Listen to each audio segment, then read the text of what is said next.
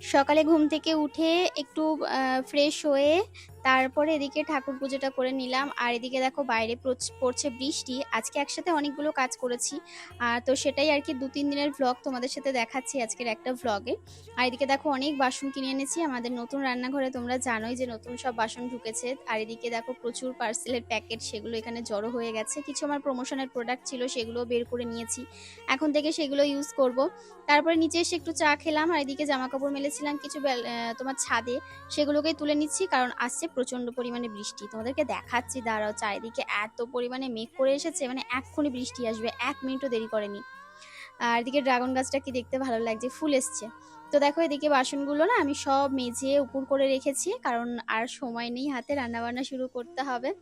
আর আর এদিকে সব গুছিয়ে নিচ্ছি। আর এই কৌটোগুলো কিনেছিলাম অনলাইন থেকে। তারপরে আমি আমার ওভেন কিনেছিলাম একটা, ওভেনটা এবার বের করে এবার গুছিয়ে গাছিয়ে নিলাম।